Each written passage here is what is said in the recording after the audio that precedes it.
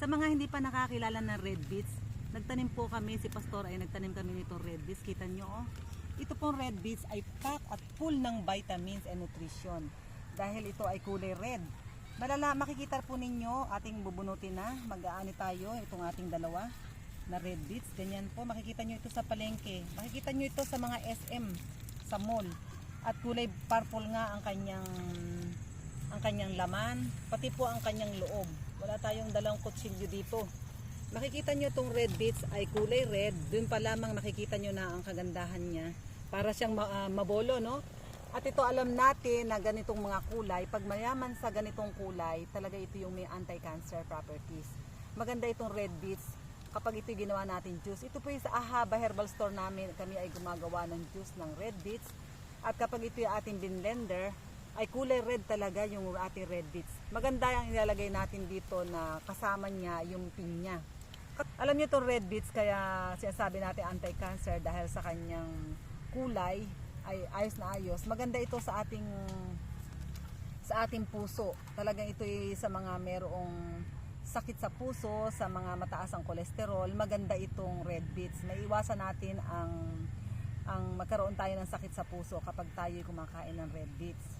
At tingnan natin sa iba pang, meron kami pang ibang tanim dito. Ito pa ang iba namin tanim na red beets. Kapag siya ay bata pa, ayan siya, may maliit pa doon. Pulang-pulang, ganda ng kanyang dahon.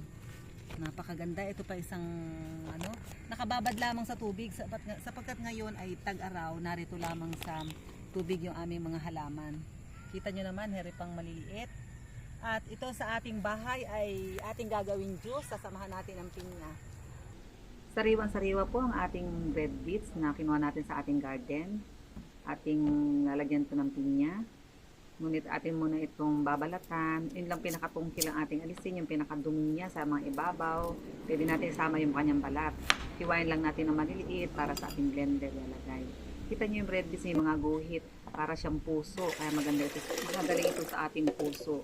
Lagyan lang natin ng tubig. Pero sa baw ng buko, maganda din.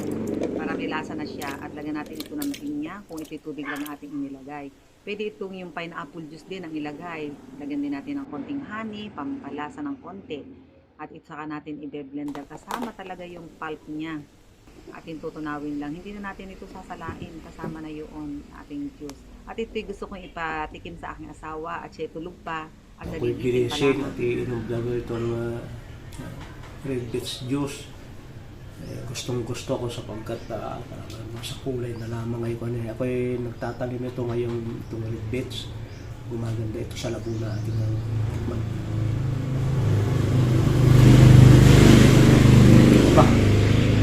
Ay, sarap at yung pinya. Pag ang lalagay ito ng pinya, yung tubig ng buko, naku, ang sarap. Pampasarap ay tubig ng buko. Ito'y maraming karamdaman ang natutugunan dahil yung kulay niya ay napakataas ng mga tusayanin, yung mga mataas sa antioxidant.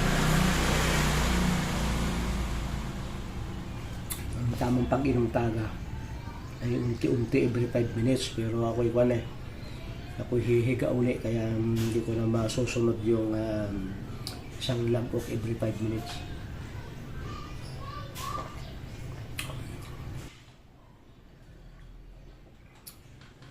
Ito'y timplada ng aking asawa. Panuorin niyo yung kanyang mga video.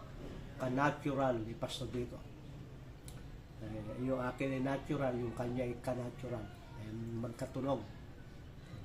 Pareho din ang adhikain. Panuorin yung kanyang mga video. Magaganda yung kanyang mga video. Salamat sa inyong pagsubaybay sa ka-natural ni Pastor dito.